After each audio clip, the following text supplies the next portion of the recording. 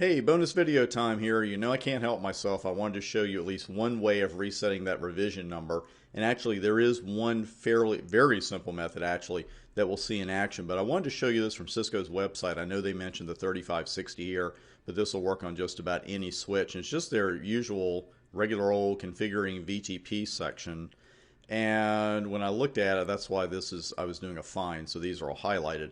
But notice that Cisco goes to the same links I'm going to tell you, hey, this is something you really got to look at, because they mention it in their own VTP configuration page. Before you add a client switch to a VTP domain, you got to make sure that revision number is lower than the revision number of the other switches, because switches in a VTP domain always use the VLAN config of the switch with the highest VTP revision number.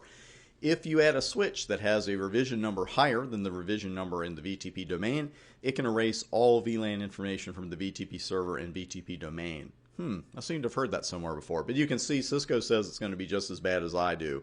And they've got one procedure here. I've seen others in their books, but this one is a very simple one.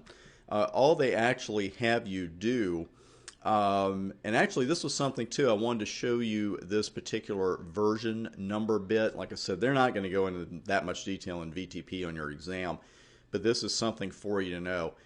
With VTP version 3, the latest version, that VLAN information would not be erased. With versions 1 and 2, and there's still a lot of 2 out there, believe me, it would be. So it's just good policy, period, to reset it to 0. This is all you got to do. All you really need to do is change the domain name from the original one to a new one. And that's actually going to reset your revision. And it should be reset to 0. Always run show VTP status to make sure it has been. And then you just go back and put the original domain name back on the switch or whatever you need to name it. But just always make sure that the configuration revision number is 0. So basically you're changing the name from A to B to then whatever you need it to be. So let's go ahead and bring the live equipment up, because I did this. Let me see if I can get it on the screen there. Yep. I actually did this during the break, and we've got show VTP status there. All I did was use the VTP domain CCNA command, and I also wanted to reinforce with you the case sensitivity, because notice the switch isn't saying, hey, you already belong to that domain. The switch is saying changing VTP domain name from uppercase CCNA to lowercase CCNA.